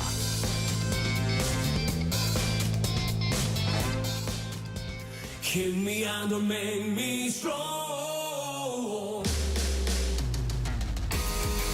네, 매주 월요일 주말 동안 있었던 뉴스를 정리하고 새로운 주간 뉴스를 미리 살펴봅니다. 발빠른 뉴스와 깊이 있는 해석이 있는 김준일의 일, 박원석의 석, 일석이조 시간입니다. 두 분 어서 오십시오. 안녕하세요. 안녕하십니까. 김준일 에디터는 보니까 아까 주무시고 계시더라고요. 저기 대기실에서. 시사 노숙자입니다. 시간이 좀 아니, 나오면은 네. 대기실에서 자고 있고. 이거 졸고 있을 줄 알았는데 그게 아니라 거의 주무셔가지고 인사를 못했어요. 죄송합니다. 민망해가지고. 자, 여러분. 공부를 저렇게 했으면 훨씬 훌륭한 사람 됐을 텐데. 그러니까. 여기서 공부 얘기가 왜 나옵니까? 어쨌든 저 많은 심심한 위로를 전합니다. 감사합니다. 여러분 김준일 에디터를 응원해 주세요. 검찰이 어제 민주당 전당대회 돈봉투 살포 의혹의 주요 인물인 강래구 한국감사협회장을 소환 조사했습니다. 검찰이 수사에 속도를 내면서 돈 받은 걸로 의심이 되는 현역 의원들이 줄 소환될 전망인데요. 자, 앞으로 민주당 어떻게 대처할지 주목이 됩니다. 오늘 이 얘기부터 좀 시작을 해야 될 것 같은데요. 진성조사 한다 그랬거든요. 지난주에. 바꿨습니다. 안 한다는 입장으로 나왔습니다. 자체 조사가 여러 가지 상황이나 여건상 여의치 않다. 뭐 이런 판단을 했다는 건데요. 어떻게 보십니까? 아니 자체 조사가 어렵죠. 뭐 그 문제의 녹취록을 민주당이 가지고 있는 것도 아니고 네. 결국에는 이제 당사자들한테 물어보는 건데 누가 당사자가 했다 그러겠어요. 그러면 자체 조사가 결론을 내리기도 어렵고 자칫 어설픈 결론을 내렸다가 검찰 조사가 진행되면서 반격을 맞게 되면 그건 뭐 더 큰 이제 문제가 되지 않습니까? 그러니까 이재명 대표도 얘기했듯이 자체 조사할 방법이 없는 게 맞고 그러면 이제 검찰 조사에 맡기는 수밖에 없겠죠. 어쨌든 오늘 빨리 사과하고 그리고 이 문제에 대해서 검찰 조사를 공정하게 해달라고 얘기하고 송영길 대표 조기 귀국을 촉구한 거는 뭐 잘했다고 생각합니다. 근데 이제 이걸로 끝이 아니고 이게 칼자루를 검찰이 쥐고 있고 검찰이 수사 속도, 완급, 시기 이런 거를 정치적으로 고려하는 흔적도 보이잖아요. 그런 면에서 봤을 때 민주당은 이게 한 개인의 사법 리스크를 넘어서는 문제이기 때문에 지금 굉장히 어려운 상황에 처해 있다고 볼 수 있을 것 같고요. 그리고 당사자들이 뭐 알아서 예전에 이렇게 꼬리 자르기 하는 것처럼 제 발로 나가서 내가 청렴을 결백을 증명하고 돌아오겠다 이런 모르겠는데 이미 당사자들은 이거 야당 탄압이고 뭐 검찰의 정치 보복이다 이렇게 프레임을 잡았고 당사자들한테 그걸 또 일방적으로 이렇게 요구하기에는 일단 이재명 대표 케이스하고 비교가 되니까 그것도 좀 여의치 않고 이래저래 민주당으로서는 심란한 상황인데 근데 이 문제를 여기서 어떤 방식으로든지 확실하게 끊지 못하고 가면 저는 이 당 전체가 어떻게 보면 간판을 내려야 되는 그런 위기에 봉착할 수도 있다. 뭐 박원석 의원님 말씀하신 거 대부분 동의하고 제가 이제 다른 방송에서도 이 비유를 들었어요. 2012년에 프로야구에서 승부조작 사건이 있었거든요. 네. 그때 몇몇 선수들의 이름이 오르락내리락 했는데 구단에서 자체 조사를 했어요. 그래서 레전드 짤이 하나 나옵니다. 여기에 그 박현준 선수라고 굉장히 유명한 이제 유망주였는데 그 단장이 불러서 이렇게 얘기해요. 이번 얘기가 전혀 관계 없지. 네, 관계없습니다. 그래, 열심히 하자. 그리고 며칠 있다가 검찰에 출두해가지고 승부조작했습니다. 이렇게 냈거든요. 이게 딱 그런 거예요. 의원들한테 다 물어보면은 관계없죠. 예, 관계없습니다. 그런데 한 명씩 이제 소환되는 거고. 그러니까 네. 그러면 이게 더 욕먹는구나. 네. 이게 잘못하면은 그렇죠. 실효적으로 누가 입을 열 것도 아니고 그러니까 그냥 검찰 조속한 수사를 촉구하는 게 낫겠다. 이렇게 나온 것 같아요. 예. 작년에 제가 이정근 녹취 파문 터졌을 때 그때부터 얘기가 나왔던 게 20명 플러스 알파다. 그 얘기가 막 돌았었어요. 근데 이제 어쨌든 검찰이 이제 민주당의 운명을 쥐고 있는 게 사실이죠. 그래서 하나씩 터트릴 거다. 이런 얘기가 계속 돌았는데 아니나 다를까 이제 지지율이 많이 떨어지고 하니까 이게 터졌습니다. 그리고 다음 단계 언제 터질지 몰라요. 그리고 누가 나올지도 몰라요. 그래서 민주당 취재를 해보니까 회의를 못 한대요. 누가 받았을지 몰라가지고 분위기가 상당히 살벌한데 이 와중에 어쨌든 송영길 전 대표 와서 조사받아라 이제 이런 얘기를 했습니다만 송 전 대표는 모른다. 난 할 얘기가 없다. 이거는 이정근 부총장의 개인 일탈이다. 이런 입장을 고수하고 있습니다. 자, 송영길 대표 언제 올까요? 7월에 옵니까? 아니 뭐 저렇게 당 대표까지 나서서 조기 네. 귀국을 촉구를 했으면 와야죠. 그리고 전직 대표로서 직접적인 법률적 책임 여부야 따져봐야 되겠습니다만 정치적 책임이 있잖아요. 본인은 뭐 그거를 개인 일탈을 견제하지 못한 도의적 책임이다 이렇게 얘기했는데 개인 일탈인 건 어떻게 알았죠? 그래서 제가 보기에는 송 대표가 지금 무슨 얘기를 하든 다 변명밖에 안 되는 게 저 상황의 수혜자는 어쨌든 한 사람으로 집중이 됩니다. 그거는 당시에 당대표 후보로 나왔던 이제 송영길 네. 전 대표예요. 때문에 이거를 뭐 나와는 관계없다. 검찰 가서 할 말 없다. 당해도 할 말 없다. 이럴 문제가 아니고 일단 귀국해서 상황 파악을 하고 검찰이 출석을 요구하면 출석해서 성실하게 그 수사를 받아야 되고 지금 보면 이정근 씨가 검찰 수사에 협력하고 있는 정황이 분명하잖아요. 그렇죠. 그러니까 검찰이 녹취록만 가지고 현역 의원들을 압수수색하거나 또 앞으로 이제 추가 소환도 할 텐데 소환을 하거나 그러기 쉽지 않아요. 그 녹취록의 증명력을 뭘 가지고 그걸 확신할 수 있겠습니까? 그 얘기는 이정근 씨가 상당 부분 검찰 수사에 협조하고 있는 것으로 보이고 아마 그건 민주당에서도 그렇게 읽고 있는 것 같아요. 그런데다가 이정근 씨가 다른 사건으로 사업자 박모 씨하고 연관된 알선 수재액이 10억 가까이 되는데 알선 수재액이 10억이 되는데 검찰이 구형을 징역 3년 했다. 그러니까 징역 3년이라는 게 갖는 의미는 집행유예를 줘도 좋습니다. 이거예요. 재판부에. 근데 재판부는 그게 안 맞다 그래가지고 지금 4년 6개월 구형량보다 더 높은 형량을 때렸잖아요. 그러니까 공식적으로 대한민국 이 형사사법 체계에서 플리바게닝은 인정이 안 되지만 사실상의 플리바게닝을 한 거 아니냐. 근데 이런 정황까지 보이는 상황에서 송영길 대표가 나는 관계없다고 선 긋는다고 문제가 해결되지 않는다는 거예요. 그런 면에서 빨리 들어와 가지고 이 정치적으로든 법률적으로든 책임질 건 책임져야죠. 일단 다른 걸 떠나가지고 지금 녹취록 나온 것 중에 송영길 대표가 인지하고 있었다라는 정황이 나왔잖아요. 네. 내가 송 있을 때 같이 얘기했는데 라고 하는 거는 이거를 송영길 대표가 알았을 가능성이고 말씀하셨다시피 모든 게 송영길 대표한테 이득인데 본인이 몰랐다라고 하면 이게 될까? 그래서 언제 들어올지는 모르겠습니다. 원래 네. 7월 귀국인데 이번 달에 들어오기는 쉽지 않을 것 같고 검찰 수사 상황을 좀 볼 것 같아요. 그래서 빠르면 5월, 늦어도 6월 안에는 들어오지 않을까 저는 그렇게 봅니다. 늦어질수록 어떻게 될 것 같습니까? 늦어질수록 정치적으로 본인이 훨씬 더 코너에 몰리게 되죠. 그러니까 당내에서도 계속 등을 돌릴 거고 네. 다른 걸 떠나서 전 당대표로서 어쨌든 정치적 책임감이 있잖아요. 그러면 본인이 어느 정도 책임을 지게 될지는 그건 나중 문제고 네. 일단 들어와서 상황을 수습하고 해결하려는 노력을 해야 되는데 네. 계속 책임을 미루면서 안 들어오면 점점 더 당내에서도 여론이 차가워지지 않을까 싶어요. 그렇군요. 그 이재명 대표 체포 동의안 그 부결을 앞두고 노웅래 의원에 대해서도 체포 동의안 요구를 했었다. 사실 이것 때문에 이번에도 전조다. 그러니까 윤관석, 이성만 의원에 대한 체포 동의안 이후에 이재명 대표에 대한 체포 동의안이 오려고 이러는 거 아니냐. 이런 정치적 전망도 좀 있는 것 같더라고요. 이 점은 좀 어떻게 보세요? 근데 아직 두 의원에 대한 소환 수사도 없었잖아요. 네. 그러니까 거기까지 가기에는 시간이 좀 더 필요할 것 같고, 그리고 사안도 다 다르기는 하고요. 그러나 어쨌든 검찰의 의도는 그럴 가능성이 있다고 봐야 되겠죠. 그러면 이제 민주당이 어떻게 할 거냐. 네. 앞선 두 번의 체포동의안은 이게 이제 검찰의 정치 보복이다. 네. 이런 프레임으로 그걸 갖다 부결을 시켰는데 이 사건은 그렇게 간단치가 않습니다. 연루된 사람도 굉장히 많고 또 당내 경선 과정에서 굉장히 물증이 뚜렷한 그런 부정의 증거들이 제시되고 있기 때문에 마냥 그렇게 가기는 어려울 텐데 만약 체포동의안이 왔을 때 그걸 가결시킨다면 아직 먼 얘기지만 그러면 또 그게 화살이 거꾸로 이재명 대표 사건에 다시 돌아오는 굉장히 곤혹스러운 상황이 지금 처할 수밖에 없고 그래서 일각에서 나오는 얘기는 네. 결국 당사자들이 당을 나가야 되는 거 아니냐. 스스로 당에 부담을 주지 말고 탈당해라. 네. 그런 식으로 많이 해결해 왔잖아요. 과거에. 나가지 않으면 출당이라도 시켜야 되는 거 아니냐. 근데 그게 간단치는 않아요. 한두 명이야 출당을 시킬 텐데 만약 연루자가 예. 물론 혐의의 정도는 좀 다릅니다. 예. 뇌물을 준 사람하고 예. 그걸 이제 받은 사람하고 예. 또 단순 전달한 사람하고 다 다르긴 한데 그렇다 하더라도 여기 관계된 사람이 수십 명이다. 이러면은 이거는 그냥 출당하고 꼬리 자르고 이럴 문제가 아니고 당 전체를 한번 리셔플링을 해야 되는 그런 차원의 문제일 수도 있다 이렇게 봅니다. 그렇군요. 비명계가 당 쇄신 지금 말씀하신 그다음에 이재명 대표 물러나라 이렇게 요구할 가능성이 높다 이런 전망도 나오고 있죠. 그러니까 이게 지금 두 가지 측면을 봐야 돼요.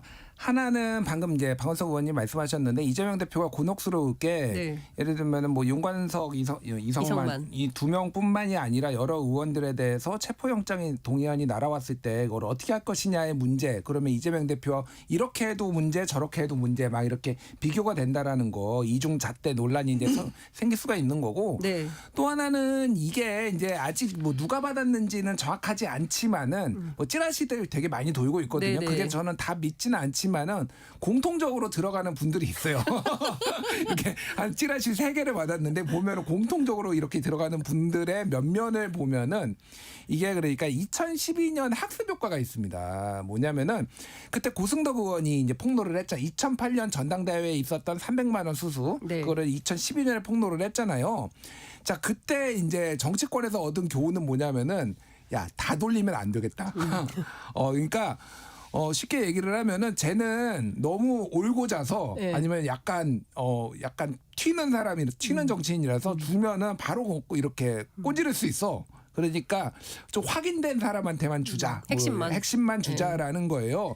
그래가지고 여기에서 이제 예를 들면 이런 겁니다. 그러면은 송영길 캠프에서 되면은 홍영표하고 가까운 친문 의원한테 돈을 줬을까요?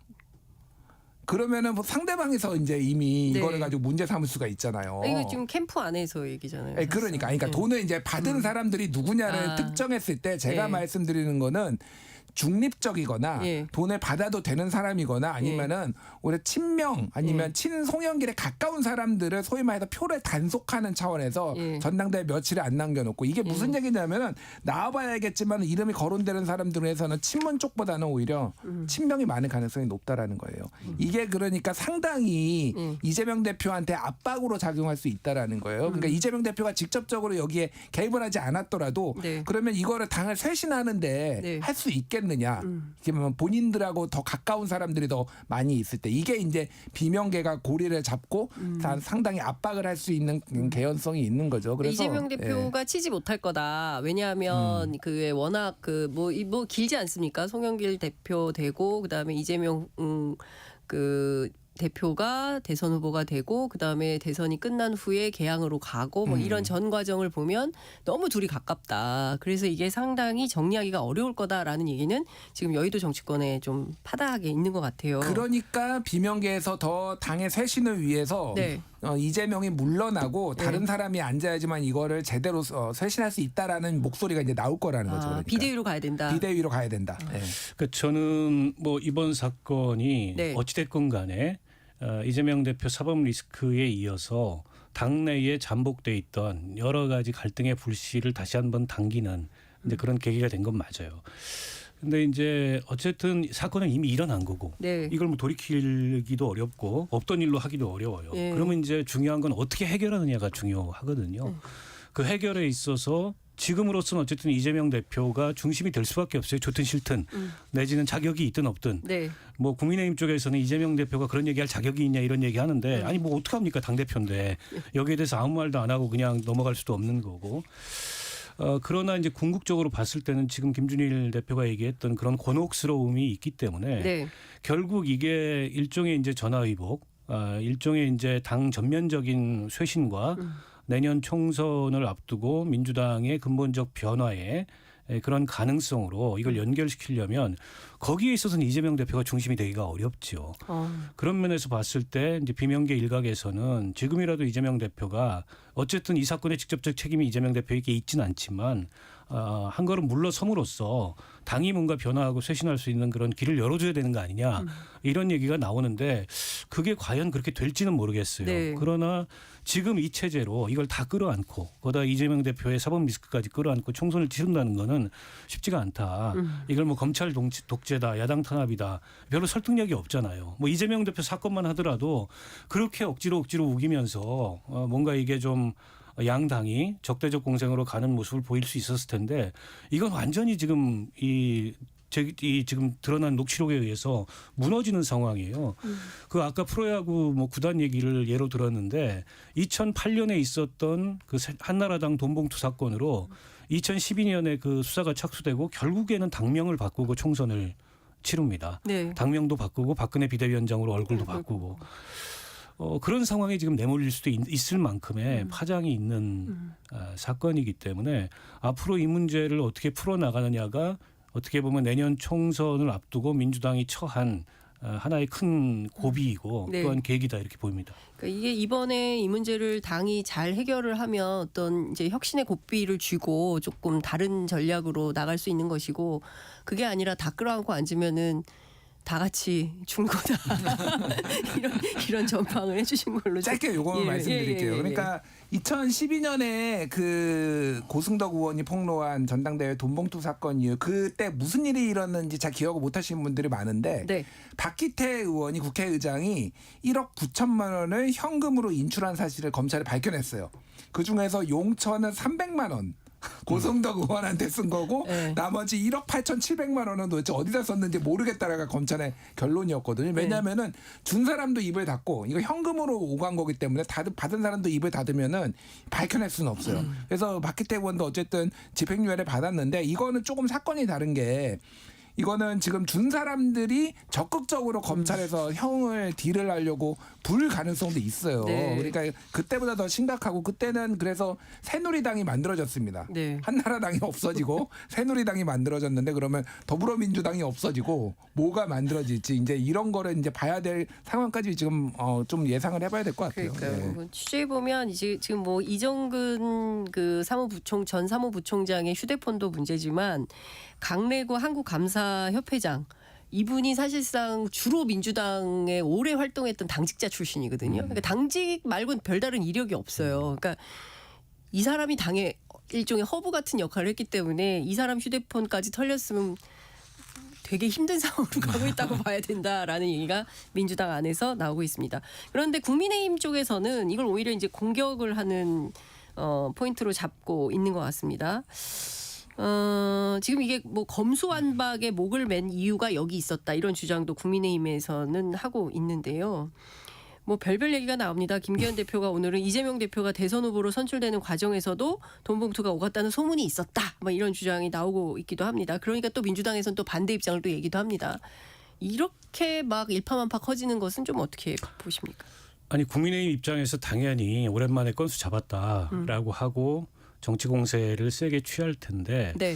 국민의힘 지금 속사정을 보면 지금 남의 집안 얘기할 때냐라는 생각이 들어서 네. 효과는 그렇게 크지 않을 것 같아요. 근데 국민들이 저 뭐 이정근 씨 그 녹취록도 다 듣고 언론을 통해서 네. 그리고 이제 전후 맥락을 따져서 민주당 내의 이 돈봉투 사건에 대해서 대강 상식적으로 판단하고 짐작하는 바가 있어요. 네. 때문에 그건 뭐 국민의힘이 저렇게 막 열심히 정치 공세를 취한다고 해서 달라질 건 아니고. 근데 이제 오히려 지금 윤 대통령 지지율이 뭐 지난주 여론조사 나온 거 보면 거의 최하 수준으로 떨어져 있고 당 지지율도 곤두박질 치고 있고 네. 오늘 정광훈 씨 기자회견 해가지고 국민의힘하고 결별 안 한다는 거 아닙니까? 오히려 국민의힘이 공천권 내려놓고 네. 당원 100% 선거로 공직 후보 해라라고 거의 명령을 하고 있잖아요. 그런데다가 뭐 김재원 최고, 태영호 최고위원, 그다음에 조수진 최고위원 돌림노래처럼 계속 최고위원들이 망언을 일삼고 있는데 김기현 대표가 딱히 이게 영이 좀 안 서는 이런 모습을 계속 보이고 있고 김기현 대표가 이제 된 지 지금 얼마 됐습니까? 한 2주 됐습니까? 한 달쯤 됐습니까? 네, 한 달 정도 됐는데 그 이미지가 그래요. 그냥 용산 뜻대로 이 하는 그런 당대표 바지사장 이미지가 굉장히 뚜렷하잖아요. 그런데다가 이제 내부의 빅마우스들 홍준표, 뭐 유승민, 이준석 이런 빅마우스들이 또 가만히 안 있고 그러니까 이런 상황에서 뭐 지금 남의 집안 불난 거 거기다 기름 뿌린다 그래서 자기 내부 자기 집안에 있는 불이 꺼지는 건 아니잖아요. 집안 단돌이 붙어야 되지 않을까 싶어요. 집안 단속부터 하셔라 이런 말씀 주셨습니다. 자, 이따가 국민의힘 얘기 조금 더 해보도록 하고요. 우선 이 얘기를 먼저 해야 될 것 같아요. 그 한미 정상회담 앞두고 있는데 김일범 전 의전 비서관이 사임을 했잖아요. 근데 그 역할을 대리해온 김승희 선임 행정관이 드디어 의전 비서관에 승진 임명이 됐습니다. 물론 좀 그 당장 그 미국 가야 되기 때문에 뭔가 누군가라도 빨리 채워야 되는 이런 측면이 있지만 그래도 꼭 이분이어야만 하는가 그 적합성 논란이 좀 있는 것 같습니다. 왜냐 김건희 여사 라인이라는 소문이 파다하고 또 외교관 출신도 아니고 능력이 검증됐냐 이런 비판도 나오는 것 같습니다. 두 분 어떻게 보세요? 일단 외교관이 꼭 해야 된다라고 보지는 않습니다. 저는 네. 뭐 누가 됐든 능력 있으면 하면 되는 거고. 탁현민 비서관도 외교관 출신은 아니죠. 그러니까요. 예. 그래서 지금 국민의힘에서도 탁현민도 했는데 왜 안 되냐, 김승희는 왜 안 되냐 이렇게 얘기를 해요. 근데 네. 저는 이제 탁현민 같은 경우에는 본인이 그거를 능력으로 입증을 했다라고 봐요. 그리고 국민의힘에서도 우리는 탁현민 같은 사람 없냐. 맞아요. 뭐 이런 얘기를 했을 정도로 보수 언론에서 많이 쏟아지죠. 본인이 설화를 일으킨 거하고 무관하게 업무적으로는 능력을 인정받았잖아요. 근데 김승희 이분 같은 경우에는 물론 뭐 기회를 더 줘봐야 되겠지만은 지금 사실상 의전비서관은 지금 공석인동하나 해왔잖아요. 근데 지금 김건희 여사 활동과 관련해서 온갖 논란이 계속 이어지고 있습니다. 왜 사진은 저렇게 찍고 왜 포즈는 저렇게 하며 왜 이런 데 가가지고 왜 이런 정치적인 발언을 하며 이런 등등의 일들이 이 김승희 사실상 의전비서관 대행을 했을 때 다 일어났거든요. 그러면 이건 능력이 검증됐다고 봐야죠. 이건 무능하다고 봐야 돼. 무능하거나 이거를 컨트롤할 능력이 없다라고 봐야 돼요. 저는 그래서 이 인사는 김건희 라인이라서도 그렇지만은 딱히 적합한 인재를 안 친 게 아니다 이렇게 볼 수밖에 없을 것 같습니다. 박원석 의원님께 이거 좀 여쭤보고 싶은데요. 지난주 일정을 그 비교해봤더니 김건희 여사 공개 일정이 더 많았어요. 그 사이에 이제 어쨌든 그 대행을 김승희 새로 선임된 비서관이 맡아서 한 거고요. 그럼 누가 포인트냐 이런 비판도 가능할 것 그러니까 같은데. 이게 누구의 의전 비서관인지 잘 봐야 되는 거예요. 예. 그래서 그 외교관 출신이 아닌 의전 비서관이 역대 탁현민뿐만 아니고 문재인 정부 때 김종천 그 의전 비서관도 있었고 네. 그리고 과거에 서가번 의원이 노무현 정부 때 비서관을 했었던 적이 있어요. 의전 비서관을. 근데 이제 그분들은 적어도 대통령의 측근이었어요. 대통령 부인의 측근은 아니었고 그러니까 대통령의 의전 비서관이었던 거죠. 근데 김승희 씨는 과연 이게 대통령의 의전 비서관인지 조금 저는 내용적으로 의심스럽고 아니면 김건희 여사의 의전 비서관인지 잘 모르겠어요. 그리고 김일범 의전 비서관이 물러났을 때부터 이 소문은 파다했습니다. 그 후임 자리를 이제 김승희 당시 행정관이 채울 거다. 갈 거다. 그리고 그 갈등 관계에서 물러난 거고 거기에는 이제 김건희 여사의 영향력이 작용했다. 예상한 대로 지금 되고 있잖아요. 물론 이제 대통령실 인사는 전적으로 대통령의 그 인사권에 속한 문제이기 때문에 뭐 대통령이 누구를 인사하든 할 수 있습니다. 그러나 그에 적합한 어쨌든 공적 경험, 뭐 자격, 역량 이런 것들이 이루어져야 되는 거죠. 아무리 그게 국회에서 청문회를 하고 공개 검증을 받는 자리가 아니라고 하더라도 이제 그렇지 않다면 이번처럼 이렇게 논란이 따라붙고 실력에 있어서도 의문을 받는 이런 사람을 저렇게 비서관이라는 중책에 앉힌다는 건 제가 보기에 이 대통령 권한을 상당히 사유하고 있는 거 아니냐. 그래서 저는 권력 사유화의 맥락으로 이 문제를 보고 있고요. 그리고 비단 이게 인사권뿐만이 아니고 다른 데서도 많이 드러나거든요. 김건희 여사 사진 문제만 해도 그래요. 네. 그게 사실은 대통령실의 공식 그 일정 사진으로 보기에는 아무 메시지가 담겨 있지 않은 마치 그냥 화보 같은. 그러니까 무슨 얘기를 하고 싶은 거냐 이 사진을 통해서. 그러니까 아니 대통령실에서는 아웃포커싱된 사진을 찍지 않습니다.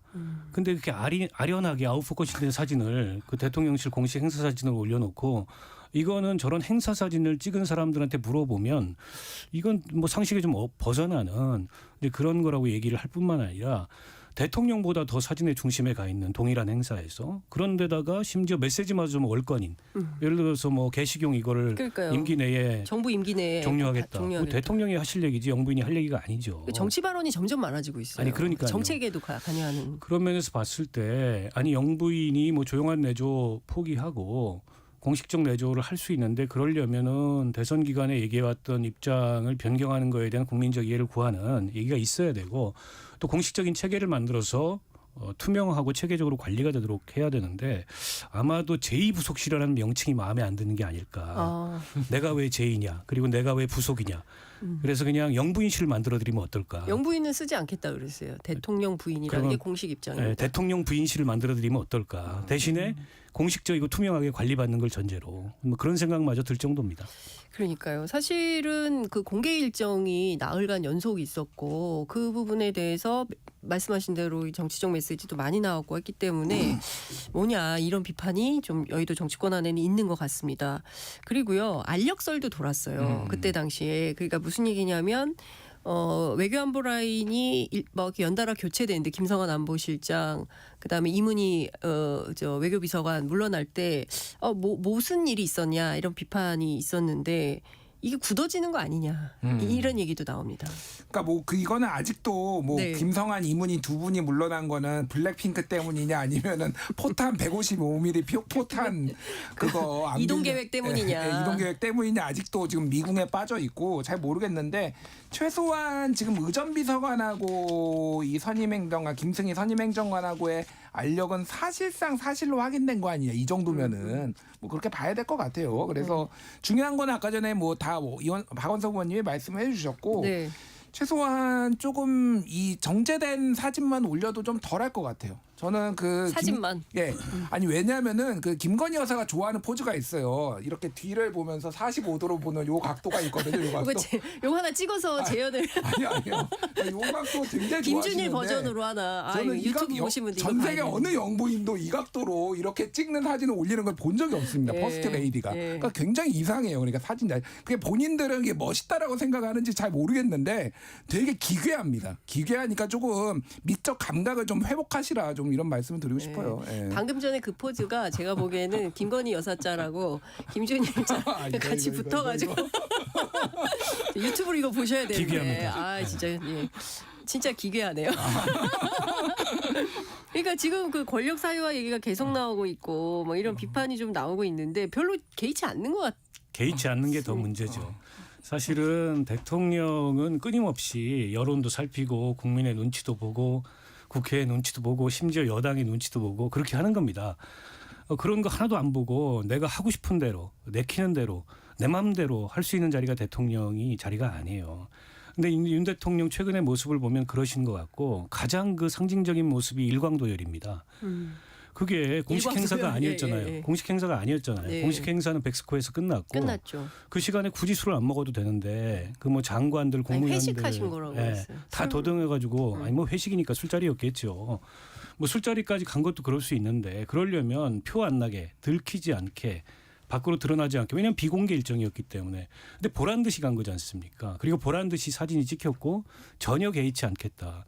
그리고 경호상으로도 그렇게 밖에 나와서 인사하면 안 돼요. 네. 나오자마자 빨리 차 타고 가는 게 경호 원칙상 맞는데 그런 경호 원칙까지 다 어겨가면서 이렇게 직무를 수행하는 모습을 보니까 아 정말 저분이 하고 싶은 대로 하고 있구나. 처음에는 정치에 익숙하지 않아서 혹은 이 대통령직에 익숙하지 않아서 아니 근데 뭐 1년이 지났잖아요.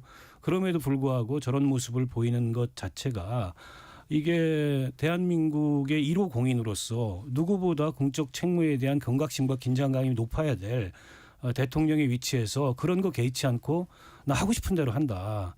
라면은 과연 이게 국민들이 이거 용납할 수 있을까 싶습니다. 네, 하여튼 뭐 여러모로 좀 걱정되는 뉴스거리가 굉장히 많네요. 끝으로 시간이 다 돼가지고요. 앞서 말씀 주셨던 정광훈 목사 관련된 걸 좀 여쭤볼게요. 이제 홍 시장이 손잡고 가야 될 사람은 손절하고 손절해야 될 사람한테는 손절 당하는 치욕스러운 상황이다 이렇게 비판을 했는데요.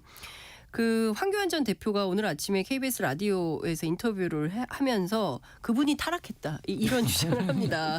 그리고 지금 결별이란 말은 쓰지 않겠다. 잘못한 걸 고치고 그러면 얼마든지 다시 올 수 있을 것이다.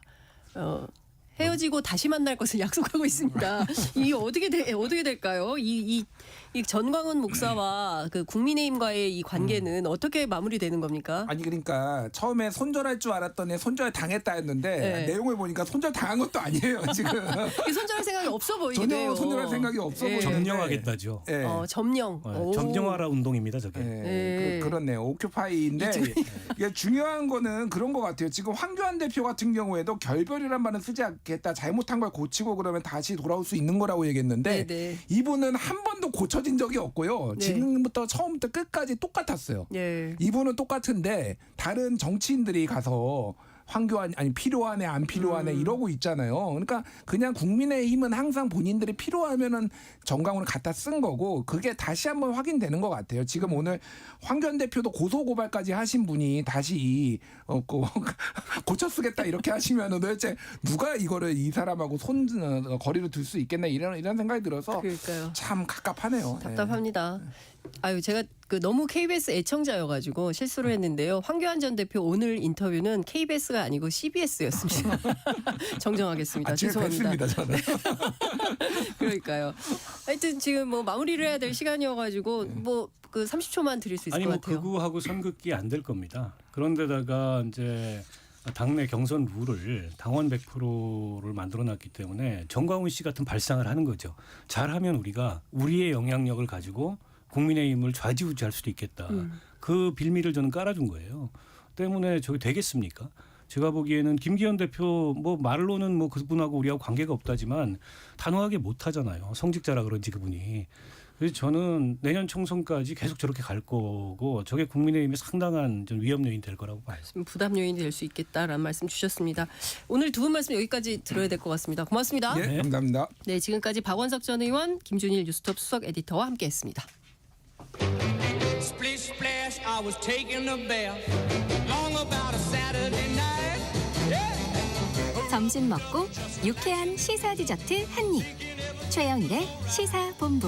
Well, I stepped out the tub and put my feet on. 네, 문희정 국제시사평론가와 함께하는 국제본부 시간입니다. 어서 오십시오. 네, 안녕하세요. 네, 반갑습니다.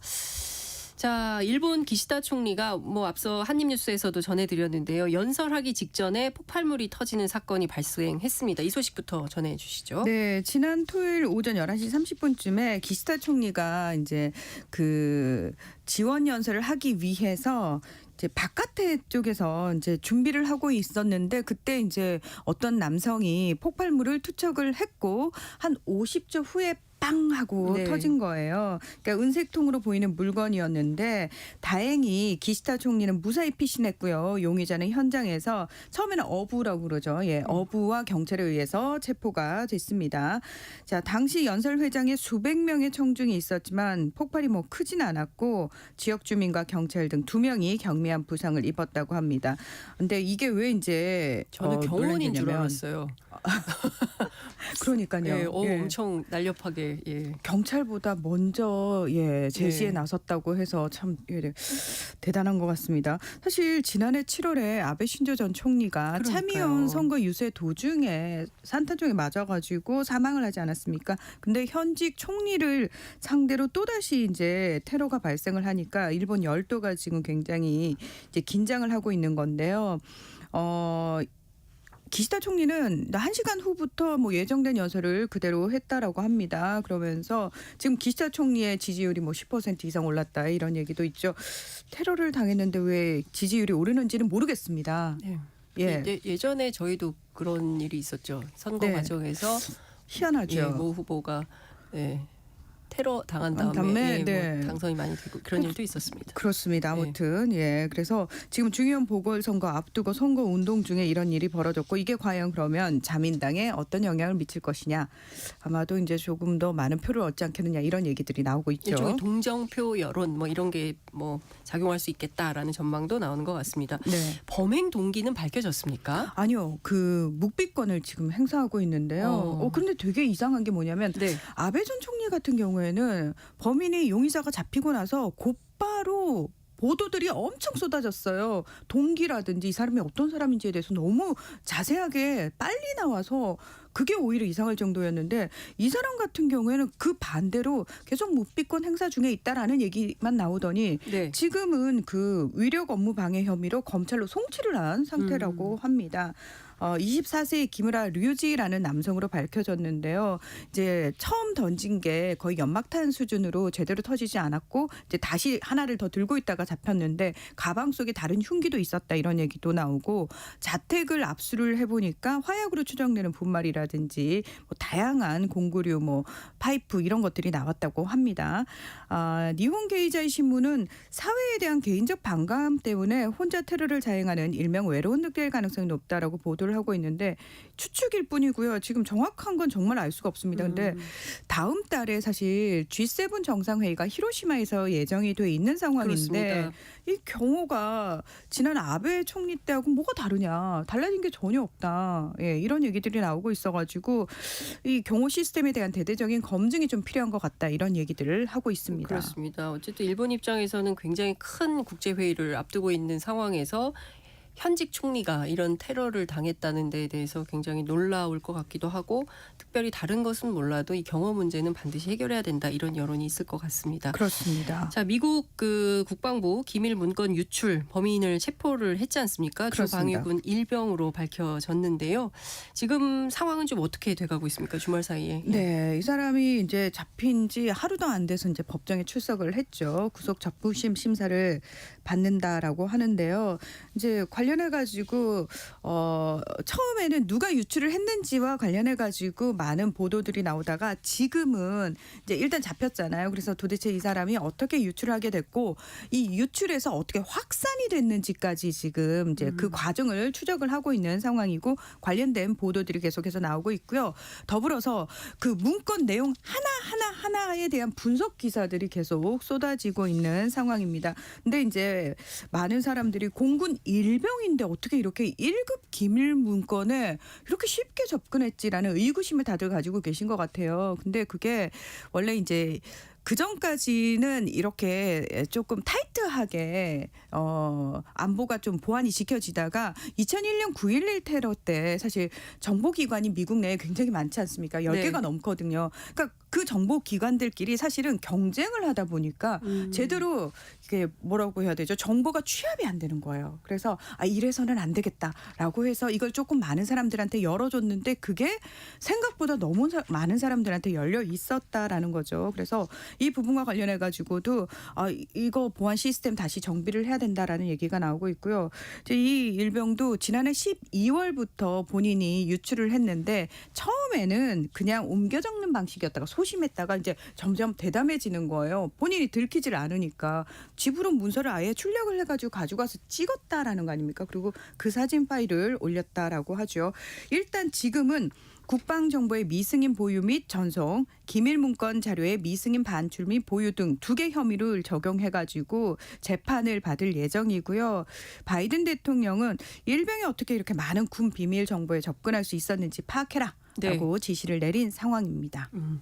어떻게 진행이 될지 좀 더 지켜봐야 될 것 같습니다. 지난주에 저희가 프랑스 마크롱 대통령이 중국을 방문했다 이런 소식을 전해드린 바 있는데 이번에는 브라질의 룰라 대통령이 중국을 갔네요. 그렇습니다. 이 지금 세계 정상들이 앞다투어 중국을 방문을 하고 있어요. 예, 그걸 좀 눈여겨볼 필요가 있는데 어떤 얘기들이 나오는지를 좀 봐야 됩니다.